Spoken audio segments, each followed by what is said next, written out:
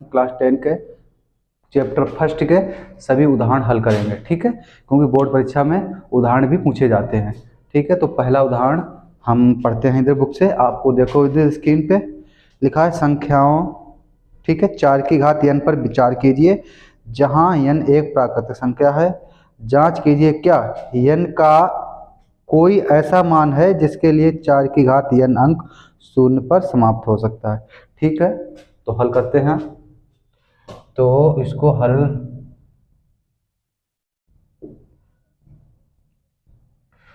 हल करने से पहले अब आपको एक नोट याद रखना, ठीक है, लिखोगे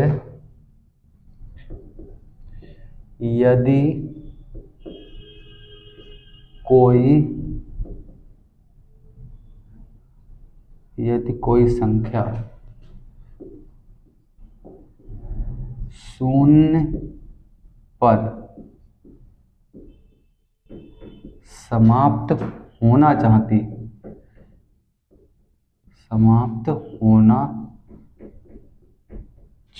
है, ठीक है, कि यदि कोई संख्या शून्य पर समाप्त होना चाहती है, लिखोगे तो उसके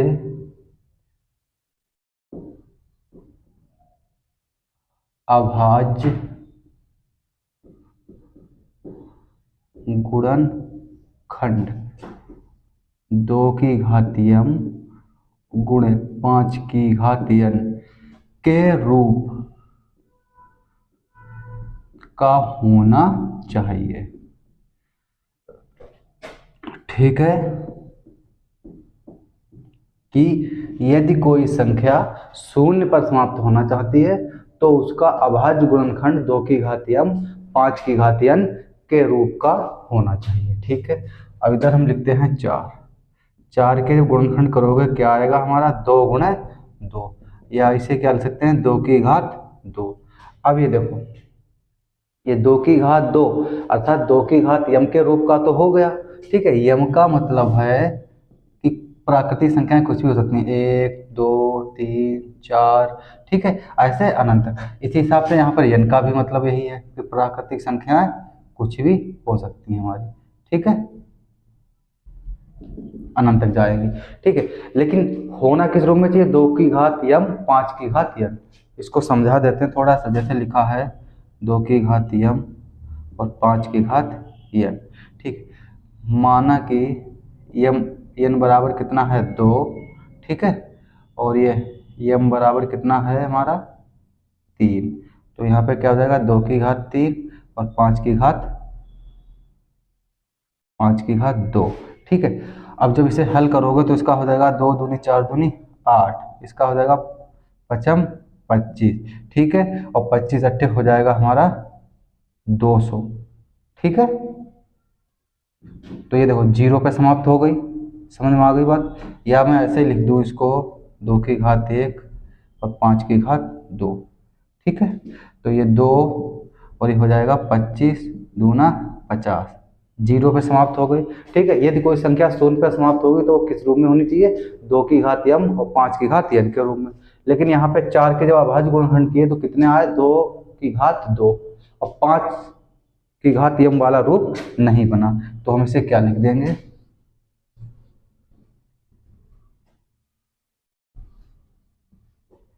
लिखोगे चूंकि इसका अभाज्य गुणनखंड 2 की घात m 5 की घात n के रूप का नहीं है। ठीक है, कि इसका अभाज्य गुणनखंड जो किया मैंने वो 2 की घात m और 5 की घात n के रूप का नहीं है। ठीक है, अब देखो आगे इसको लिख देंगे, इसलिए 4 की घात n अंक 4 की घात n अंक शून्य पर समाप्त नहीं हो सकती, नहीं हो सकती, नहीं हो सकती है। ठीक है, ये पहला उदाहरण हमारा हो गया। ठीक है, स्क्रीनशॉट ले लो इसका। अब हम दूसरा करा रहे हैं। ठीक है,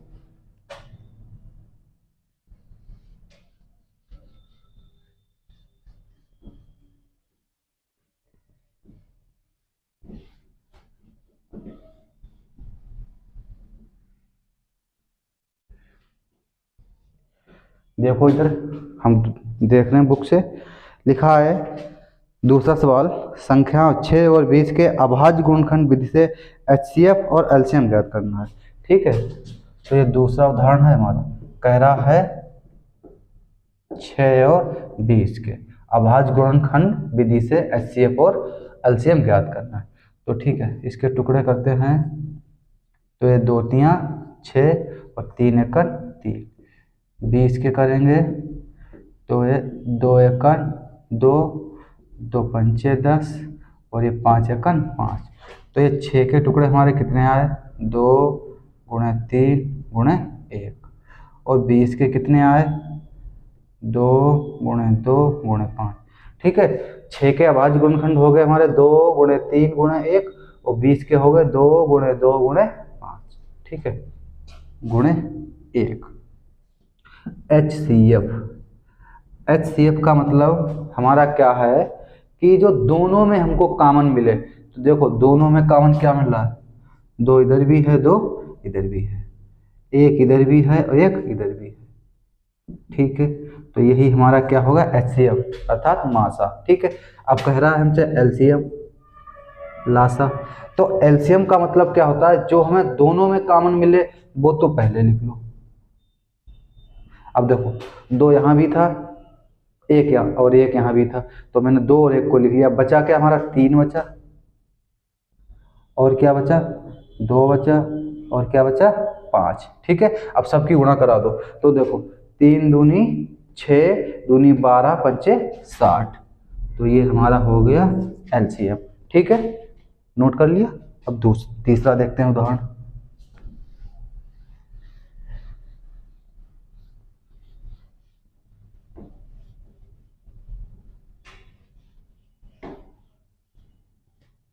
ठीक है, तीसरा उदाहरण क्या है हमारा, तीसरा कह रहा है अभाज्य गुणनखंड विधि द्वारा 96 और 404 का एचसीएफ ज्ञात करना है। ये देखो 96 और 404 का एचसीएफ। ठीक, तो इसे 96 के अभाज्य गुणनखंड करते हैं। तो 2 चौकू 8, 2 अट्ठे 16, फिर 2 दूनी 4, 2 चौकू 8, फिर 2 से काटोगे 2 एकन 2, 2 दूनी 4, फिर 2 से 2 छंग 12, 2 तियां 6 और 3 एकन 3। ठीक है, अब इधर 404 के करते हैं। तो देखो 2 दूनी 4, 2 दूनी 4, फिर 2 से 2 एकन और 2 एकन। ठीक है, इतने छोड़ दो। अब देखो एचसीएफ मैंने क्या बताया, जो हमारा दोनों में कॉमन मिल जाए।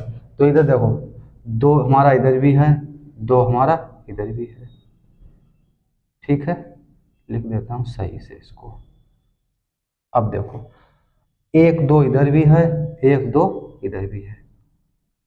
ठीक है, ये छोड़ दो, यहाँ पे इतनी से हल कर लो। ठीक है, अब देखो क्योंकि 1 से गुणा करो ना करो, इतने छोड़ दिया तो इसलिए यही करो। अब देखो 2 दूनी 4, ये हमारा क्या हो गया, एचसीएफ अर्थात मासा। अगर हमसे पूछ दिया जाता एलसीएम, हालांकि इसमें कह नहीं रहा, अगर पूछ देता एलसीएम तो क्या तरीका था, जो हमारा दोनों में कॉमन है उसे पहले लिख लो। ठीक है, अब जो नहीं है उसे भी लिखो। कितने 2 हैं, 1 2 3, बात तो 2 लिख लो, 1 2 और गुणे में कितना है 3। देखो ये 2 नहीं था, ये 2 नहीं था, ये 2 नहीं था और ये 3 नहीं था, तो मैंने इनको इधर क्या नहीं है, 101, ये कॉमन नहीं है। ठीक है, अब इसे गुणा करोगे 2 दूनी 4, दूनी 8, दूनी 16, दूनी 32। ठीक है, और ये 32 तियां हो जाएगा 96, गुणे 101। जब इसकी गुणा कराओगे तो हो जाएगा हमारा 96 96। यही हमारा एलसीएम हो जाएगा। ठीक है,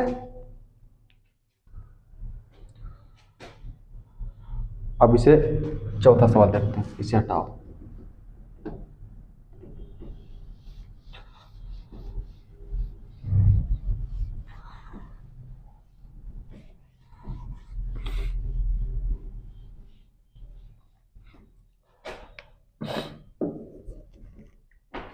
चौथा उदाहरण हमारा क्या कह रहा है कि संख्या 6, 72 और 120 का अभाज्य गुणनखंड विधि द्वारा एचसीएफ और एलसीएम ज्ञात करें। संख्या हमारी इधर रखा 6, 72 और कितना बताया है 120।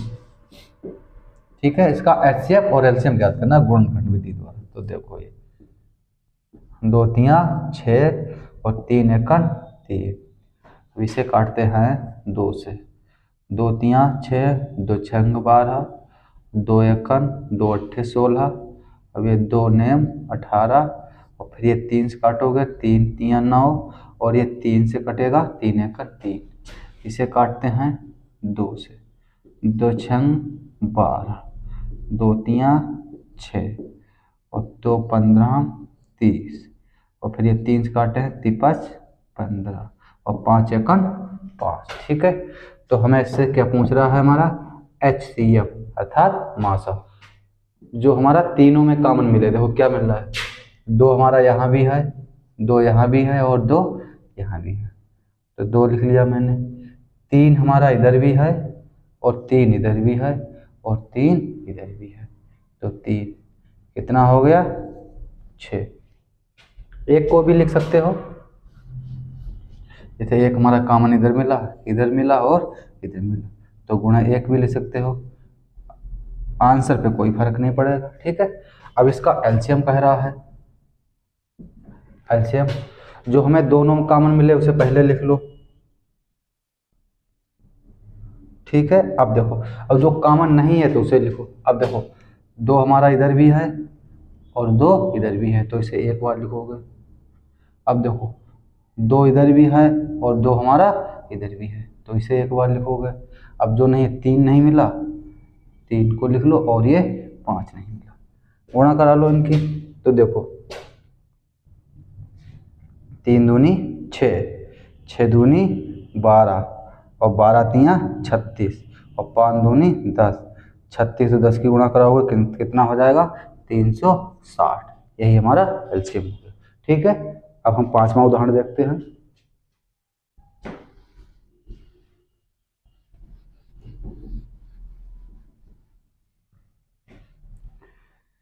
ये उदाहरण है, ज़्यादा समझाना की ज़रूरत भी नहीं है क्योंकि आपको समझ में तो आ ही गए होंगे, लेकिन फिर भी मैं बता देता हूँ जिससे कि आपको और अच्छी तरह समझ में आ जाए। ठीक है, 5वां कह रहा है कि √3 एक परिमेय संख्या है। ठीक है, √3 एक अपरिमेय संख्या है। इस ठीक है, सिद्ध करना है। यही है ना सवाल। ठीक, तो हम लिखते हैं हल। क्या लिखते हैं, कल्पना किया। ठीक है, कल्पना किया कि √3 एक परिमेय संख्या है। ये मैंने कल्पना की है या माना है। ठीक है, एक परिमेय संख्या है। कल की क्लास में देखना, इसको बताया है। ठीक है, अच्छे तरीके से यहाँ भी बता रहा हूँ। ठीक है, तो परिमेय संख्या जब मान लिया, जिसका मतलब क्या √3 बराबर P/Q। P/Q क्या रूप है, परिमेय संख्या। इसको हम P/Q ही नहीं लिख सकते हैं, A/B लिख सकते हैं, X/Y लिख सकते हैं। ठीक है, R/S लिख सकते हैं। आपको समझाना है कैसे भी लिख। ठीक है, तो लिखेंगे जहां Q बराबर क्या नहीं होना चाहिए 0, और लिखोगे P और Q का HCF कितना होना चाहिए 1। ठीक है, ये परिमेय संख्या की कंडीशन है कि Q बराबर 0 नहीं होना चाहिए और P और Q का मासा 1 होना चाहिए, तो वो संख्या क्या कहलाएगी, परिमेय संख्या। जैसे लिख दूँ मैं 3/3 4। इनमें अगर इन्हें हल करो तो देखो 3 गुणा 1, इसे 2 गुणे 2 गुणे 1, हमें कॉमन क्या मिलेगा? 1 ही मिलेगा। तो कंडीशन हो गई इससे बराबर कितना होना चाहिए? 1। या मैं लिख दूँ 5/7, क्या मिलेगा?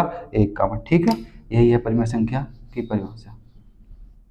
अब देखो, अब इसे हल करते हैं, इसकी गुणा करते हैं इधर, क्यों ये क्यू बटे में है, इधर जाएगा गुणे में हो जाएगा, तो कितना हो जाएगा? √3/q बराबर p। अब लिखेंगे दोनों तरफ वर्ग करने पर, वर्ग करने पर, ठीक है। वर्ग करोगे तो क्या हो जाएगा? √3 q का स्क्वायर और इधर p का स्क्वायर, तोड़ोगे √3 का ओनली 3 हो जाएगा, इधर q स्क्वायर हो जाएगा, ये हमारा क्या हो जाएगा? p square. ठीक है, अब देखो इसे बना लेते हैं समीकरण पहला। 3 हमारा इधर गुणे में है, इधर जाएगा ये बटे में हो जाएगा, अर्थात कितना हो जाएगा? p²/3, जिसका मतलब क्या है? p² में 3 का भाग जा रहा है, अर्थात p² 3 से विभाजित है। तो हम लिखेंगे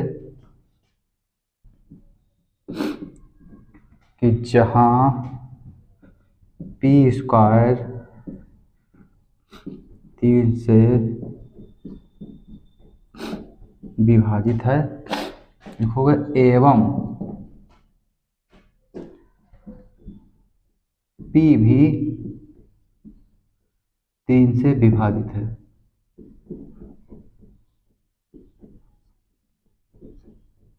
ठीक है, देखो p² ऐसे इधर देखना, क्या हो गया? p²/3, इसका मतलब क्या? p² 3 से विभाजित है, अर्थात p² में 3 का भाग चला जाएगा। और इसी को अगर हम p गुणे p लिख दें बटे 3, तो इसका मतलब क्या? p में भी 3 का भाग चला जाएगा। ठीक है, यही बात मैंने यहाँ पे लिख दी है। ठीक है, अब इसे हल करते हैं आगे। अब लिखते हैं माना p बराबर, अब यहाँ पे देखना जो हमसे सिद्ध कराने के लिए कहे, जैसे 3 कहे तो यहाँ पे 3m लिख देंगे। ठीक है, रखने पर अगर 5 कहे तो 5m, 7 कहे तो 7m। ठीक है, तो 3m रखोगे समीकरण 1 में, तो ये क्या हो जाएगा? 3q², इसकी जगह पे हो जाएगा 3m। हल करोगे तो 3q² बराबर ये हो जाएगा 9m²। 3 है, 3 का इधर भाग जाएगा तो कितनी बार जाएगा? 3 बार, कट जाएगा। तो q² बराबर कितना हो जाएगा हमारा? तो हमारा हो जाएगा q² बराबर 3m²। अभी तो देखो इसे मान लेते हैं समीकरण दूसरा। अब यहाँ पे देखो 3 का भाग q² में चला जाएगा, जैसे यहाँ पर इसको मैंने हल किया, 3 का भाग p² में जा रहा है, इसी हिसाब से 3 इधर गुणे में, इधर जाएगा बटे में, तो 3 का मान q² में चला जाएगा। और q² में भाग जाने का मतलब क्या है? ये 3 से विभाज्य है, और 3 से विभाज्य q² है तो q भी विभाज्य है। ठीक है, तो लिख देंगे यहाँ पर, जहाँ q² 3 से विभाजित है, एवं q भी 3 से विभाजित है। ठीक है, कि एवं q भी 3 से विभाजित है। अब देखो कंडीशन हमारी क्या थी? p और q का मासा कितना होना चाहिए? 1। अब ये 3 से ये भी विभाज्य है, ठीक है, और 3 से p भी विभाज्य है, p मतलब p में भी 3 से भाग जा रहा है और q में भी 3 से भाग जा रहा है। तो क्या लिखोगे? तो लिखेंगे यहाँ पर, तो लिखेंगे यहाँ पर कि p और q दोनों 3 से, चूंकि कंडीशन क्या थी कि p q का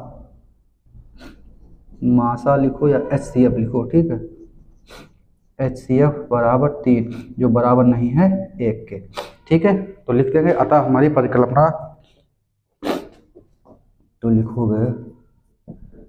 लिखोगे अतः हमारी कल्पना गलत है, अतः हमारी कल्पना गलत है, इसलिए ये चिन्ह बना देते हैं, इसलिए √3 एक अपरिमेय संख्या है।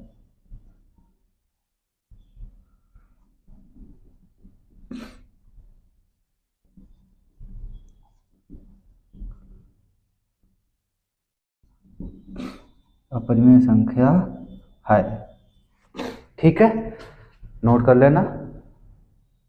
अब आगे बढ़ते हैं, छठवां देखते हैं।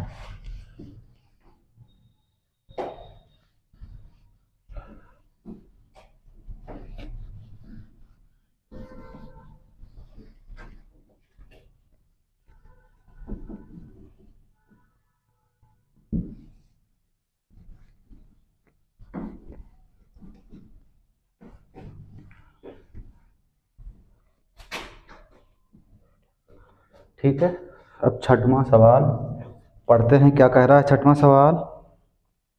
दर्शाइए कि 5 माइनस √3 एक अपरिमेय संख्या है। बहुत सरल है, ठीक है, तो लिखते हैं कल्पना किया कि 5 माइनस √3 यही थे ना, ठीक है, हाँ, एक परिमेय संख्या है,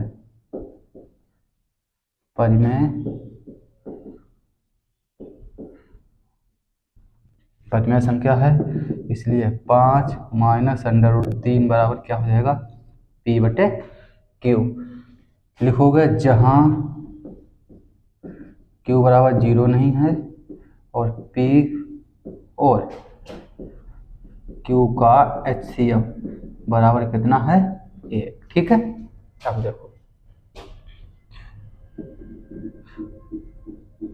देखो, इसे हल करेंगे, तब यहाँ पे देखो ये माइनस का √3 है, इसको इधर भेज देंगे तो काहे हो जाएगा, प्लस का, और या 5 को इधर भेज दो, इसको यहीं पे रोक ले। देखो इसे हल कर लेते हैं, जैसे माइनस का 3 यही और 5 प्लस का है, ये इधर जाएगा तो काहे का बन जाएगा, माइनस का, ठीक है।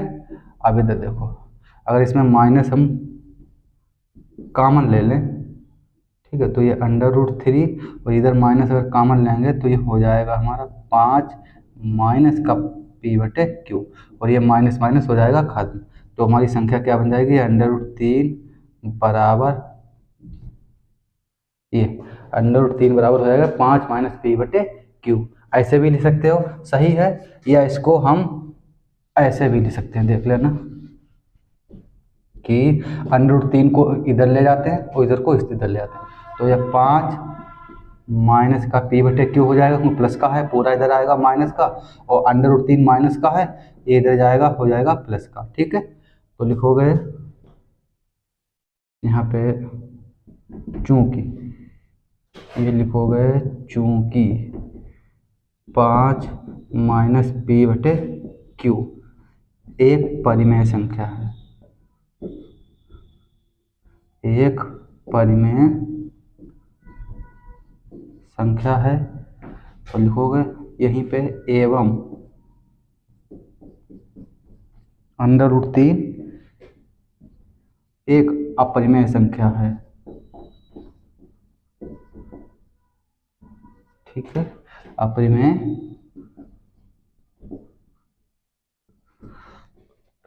संख्या। अब देखो 5 माइनस P/Q हल करोगे तो क्या है, एक परिमेय संख्या, √3 क्या है, एक अपरिमेय संख्या, जो दोनों कैसी हैं, बराबर, और जो कभी बराबर हो नहीं सकती, तो लिखोगे कि परिमेय संख्या बराबर अपरिमेय संख्या। यहाँ पे क्या कह रहा है, परिमेय संख्या बराबर अपरिमेय संख्या, यही तो हमको दिख रहा है, जो कैसा है, असंभव है। या ऐसे इतना लंबा ना लिखो, सीधे लिखो परिमेय संख्या बराबर अपरिमेय संख्या कभी नहीं होती, ठीक है, कि परिमेय संख्या बराबर नहीं होती है अपरिमेय संख्या के, तो लिख दोगे अतः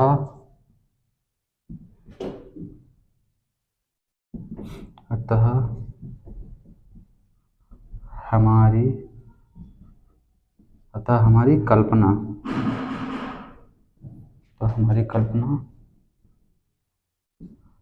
गलत, अतः हमारी कल्पना गलत है, इसलिए या चिन्ह बना लेते हैं, इसलिए 5 - √3 एक अपरिमेय संख्या है, अपरिमेय संख्या है। ठीक है, नोट कर लेना। अब सवाल देखते हैं 7वां क्या कह रहा है हमारा, कि दर्शाइए 3√3 एक अपरिमेय संख्या है। ठीक है, सेम इसी तरह इसको हल करना है। इसको नोट कर लिया, स्क्रीनशॉट ले लो, फिर इसको समझा देते हैं। इसमें कह रहा है 3√3, तो जहाँ जहाँ मान है बस यही को हम बदल देते हैं। आप समझ लेना कि 3√3 लिख दोगे, 3√3 एक परिमेय संख्या है, तो इसलिए 3√3 बराबर हो जाएगा p/q, बाकी मान से हम यही लिखोगे, और इधर हल करोगे तो ये हो जाएगा 3 गुणे में इधर जाएगा बटे, तो हो जाएगा √3 बराबर ये p/3q। ठीक है, तो यहाँ पे हम लिखते हैं p/3q, ये p/3q एक परिमेय संख्या है और ये √3 एक अपरिमेय संख्या है। ठीक है, और परिमेय संख्या बराबर कभी अपरिमेय संख्या होती नहीं है, अतः हमारी तुलना गलत है, इसलिए 3√3 एक अपरिमेय संख्या। ठीक है, ये सवाल कौन सा हो जाएगा फिर 7।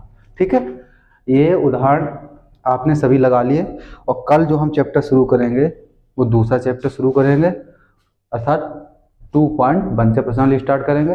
आप लोग ये मत सोचना कि बहुत जल्दी करा रहे हैं, हम बहुत जल्दी लिखते हैं मिटा देते हैं। इसका कारण यह है कि आपकी वीडियो ज़्यादा लंबी ना हो। ठीक है, इसीलिए इसको हम जल्दी मिटाते हैं, जल्दी लिखते हैं। ठीक है, आप लोग स्क्रीनशॉट ले लिया करो।